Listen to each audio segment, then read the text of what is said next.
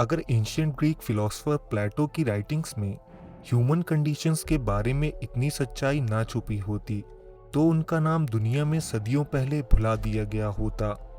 लेकिन उनकी सबसे फेमस स्टोरीज में से एक एंशियंट डिवाइन सिविलाइजेशन एटलांटिस का विनाश महज कोरी कल्पना है, ऐसा बहुत से लोग मानते हैं। लेकिन आखिर क्यों? ये स्टोरी प्लेटो की मौत के 2300 साल बाद तक बार बार रिपीट होती रहती है। प्लेटो ने एटलांटिस की कहानी 360 बीसी में सुनाई थी। उनके अनुसार एटलांटिस के फाउंडर्स आधे इंसान और आधे गॉड्स थे। उन्होंने यूटोपियन सिविलाइजेशन का निर्माण किया और ग्रेट नेवल पावर बने। एटलांटिस का आकार अलग अलग कॉन्सेंट्रिक आइलैंड्स या गोलाकार रिंग्स जैसे द्वीपों से मिलकर बना था। इस आइलैंड में सोना, चांदी और कई बेशकीमती मेटल्स की भरमार थी। साथ ही ये आइलैंड दुर्लभ एक्सोटिक वाइल्ड लाइफ से भरा हुआ था और सेंट्रल आइलैंड में एटलांटिस की कैपिटल सिटी मौजूद थी। प्लेटो के अनुसार एटलांटिस उनके समय से 9000 वर्ष पहले एग्जिस्ट करता था और यही कहानी दुनिया के मशहूर पोएट्स, प्रीस्ट और दूसरे मशहूर लोगों के द्वारा बताई जाती रही है। अगर ये सच है तो हमें इतिहास में जो सिविलाइजेशन की क्रोनोलॉजी पढ़ाई गई है वो पूरी तरह गलत है, क्योंकि उस समय खेती की बुनियादी तकनीकें विकसित करने के विपरीत मानव सभ्यता इससे बहुत ज्यादा हासिल कर चुकी थी। उन्होंने एम्पायर्स बनाए, शानदार दिव्य मंदिरों की रचना की, बड़ी तादाद में पालतू जानवरों का पालन किया, हर तरह के फलों को कल्टीवेट किया और प्रीशियस मेटल्स की माइनिंग और प्रोसेसिंग भी की। एटलांटिस का लेजेंड ऐसे लोगों की कहानी है जो मॉरल और स्पिरिचुअल थे, जो बेहद विकसित यूटोपियन सभ्यता में रहते थे, लेकिन वो धीरे धीरे लालची और मानसिक रूप से भ्रष्ट हो गए थे। देवी देवता उनसे नाराज हुए क्योंकि वो लोग अपना रास्ता भटक गए और गलत कामनाओं में लिप्त हो गए। सजा के तौर पर ईश्वर ने वहां भूकंप और आग बरसाई, जिसकी वजह से एटलांटिस समंदर के अंदर डूब गया। अगर एटलांटिस सच में मौजूद था तो आज इस रहस्यमयी सिटी के अवशेष हमारी धरती पर मौजूद होने चाहिए और इन्हीं अवशेषों की खोज सदियों से बड़े बड़े बुद्धिजीवी करते रहे हैं। जुलाई 1995 retired Royal Air Force aerial photographic interpreter Jim Allen Bolivia पहुंचे। उन्होंने एक जीप हायर की और डेजर्ट एरिया की तरफ निकल पड़े। वो एंडीज माउंटेन्स में मौजूद एक खास इलाके की खोज में थे। ये इलाका एक्टिव वॉल्केनोज, स्ट्रॉन्ग विंड्स और डेजर्ट पोलर क्लाइमेट की वजह से बियाबान है। जीवन भर का पैशन और सालों की एक्सपर्टाइज ने मिलकर एलन को इस जगह की खोज में जाने के लिए मजबूर कर दिया था, क्योंकि उनके मुताबिक ये वही जगह है जहां एटलांटिस का रहस्यमयी शहर बसा हुआ था। वैसे तो ये एक मुश्किल बात लगती है कि एटलांटिस नाम की जादुई नगरी, जिसकी लोकेशंस के बारे में अलग अलग क्लेम्स मौजूद हैं, वो समुद्री तल से 12,000 फीट की ऊंचाई पर मौजूद हो सकती है।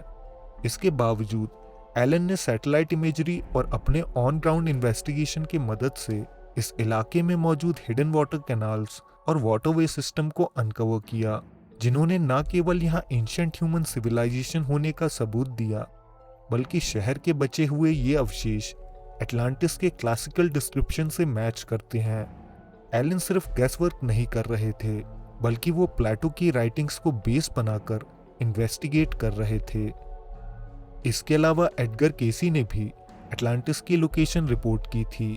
एडगर केसी एक मशहूर जाने माने साइकिक पर्सनालिटी थे। उन्हें स्लीपिंग प्रॉफिट के नाम से भी जाना जाता था, क्योंकि वो नींद के दौरान एक ऐसी ट्रांस की अवस्था में चले जाते थे जहां से वो पराभौतिक या नॉन फिजिकल रैम्स की सीक्रेट इंफॉर्मेशंस को चैनल करते थे। उन्होंने अपने जीवन काल में बहुत सी भविष्यवाणियां की थी जो कि एकदम सच साबित हुई। उनके सबसे बड़े क्लेम्स में से एक क्लेम एटलांटिस के बारे में भी था। उन्होंने दावा किया था कि वो दरअसल एक प्राचीन व्यक्ति के इनकार्नेशन है जो रहस्यमयी शहर एटलांटिस में रहता था। उनके एक सेशन के दौरान उन्होंने रिवील किया कि उनके प्राचीन शहर एटलांटिस के अवशेष बिमिनी के बहामियन आइलैंड में मौजूद हैं। यो 1968 में उनका ये दावा सच साबित होता नजर आ रहा था, क्योंकि उस दौरान बहामियन आइलैंड में एक विशालकाय रोड जैसा स्ट्रक्चर डिस्कवर किया गया।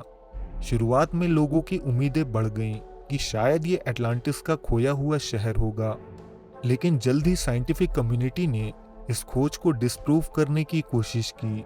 उनका कहना था कि ये कोई मैन मेड स्ट्रक्चर है ही नहीं, बल्कि एक नेचुरल स्ट्रक्चर है।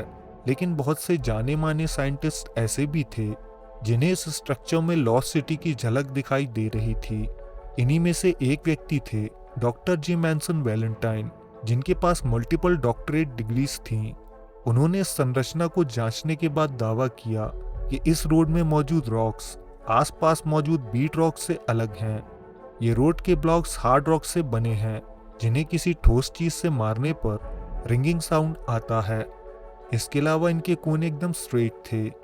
वैलेंटाइन ने कंक्लूड किया कि इस रोड का लेआउट कुछ इस तरह बनाया गया है कि इसका सही आकार तब नजर आता है जब इसे ऊपर से देखा जाए। इन सारी डिटेल्स को जानने के बाद साइंटिफिक कम्युनिटी साइलेंट रही और आज तक उनकी कोई प्रतिक्रिया सामने नहीं आ सकी। इसके अलावा साइंटिफिक कम्युनिटी ने कुछ और बेसिक ऑब्जर्वेशंस के बारे में भी कोई एक्सप्लेनेशन नहीं दिया था। जैसे डाइवर्स ने बताया कि इस संरचना के नीचे पिलर्स और विशाल कॉलम्स भी मौजूद हैं। इसके अलावा सन 2000 में एक साइंटिस्ट का ग्रुप क्यूबा में पानी के अंदर शिपरेक्स की तलाश कर रहा था। वो एक एक्सपर्ट टीम थी, क्योंकि तुरंत ही उन्होंने यूएसएस मेन शिप को खोज निकाला था, जो हवाना हार्बर में पानी के अंदर छुपी हुई थी। उन्होंने पानी के अंदर कुछ और एक्सप्लोर करने का फैसला किया। इस ग्रुप ने जब क्लेम किया कि इनके हाथ सीबेड के नीचे दबी हुई किसी चीज की हाई रेजोल्यूशन सोनार इमेजेस हैं, तो सबको लगा जैसे वो सोने या चांदी से भरा हुआ खजाना होगा। लेकिन उन्होंने जो डिस्कवर किया था शायद वो सोने चांदी से भी ज्यादा बेशकीमती था। ये देखने में एटलांटिस का रहस्यमयी शहर लग रहा था। इस टीम के एक सीनियर मेंबर ने इंटरव्यू के दौरान रिवील किया कि सोनार इमेजेस में एक विशालकाय स्ट्रक्चर है जो कई किलोमीटर्स के एरिया में फैला हुआ है। इसमें कुछ संरचनाएं 40 फीट ऊंची भी थी। ये तस्वीरें दुनिया भर के वैज्ञानिकों के पास भेजी गईं, जिनके शुरुआती रिएक्शंस थे कि ये कोई जियोलॉजी नहीं बल्कि बहुत बड़ी मिस्ट्री है। वाइन्सबर्ग ने कहा, it was obvious that if it is a major settlement of pre-classical or Atlantean nature, then the whole thing just sank altogether during some disastrous geological event. इस टीम की हेड पोलाइन ज़ेलेंस्की ने दावा किया कि जिस सरफेस पर यह विशाल structure खड़ा था वो सीधा ही पानी में लगभग 15,000 से 50,000 साल पहले डूबा था। उन्होंने बताया, पानी से आधा मील अंदर सेटलमेंट का एरिया एकदम साफ और फ्लैट था।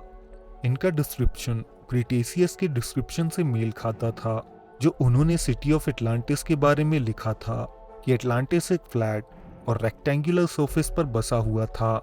इंजीनियर्स ने क्लेम किया कि डूबा हुआ ये शहर लगभग 20 स्क्वायर किलोमीटर्स के एरिया में फैला हुआ है। इस संरचना के बीच कई और संरचनाएं मौजूद हैं जो पिरामिड जैसी दिखाई देती हैं। टीम ने इनके सैंपल्स कलेक्ट करके जानकारी दी कि ये स्ट्रक्चर पॉलिश ग्रेनाइट से बने हुए हैं, एक ऐसा मटेरियल जो क्यूबा में पाया ही नहीं जाता। इस आइलैंड पर सिर्फ सैंडस्टोन्स ही मौजूद हैं। वैज्ञानिकों की ये टीम सन 2002 में फिर से एक एक्सपीडिशन करना चाहती थी और इस लेजेंडरी सिटी की खोज आगे बढ़ाना चाहती थी, लेकिन इसके लिए उन्हें फंड्स की ज़रूरत थी। बदकिस्मती से उन्हें कभी फंड्स नहीं मिल सके और आज तक ये एक बड़ा रहस्य बनकर हमारे बीच मौजूद है। आज के एपिसोड में बस इतना ही। वीडियो पसंद आया हो तो इसे लाइक करें, कमेंट्स में अपनी राय दें। अगर आप चाहें तो हमारे चैनल को सब्सक्राइब करके बेल आइकन दबा सकते हैं। हम जल्द आपसे एक नए एपिसोड के साथ मिलेंगे। धन्यवाद।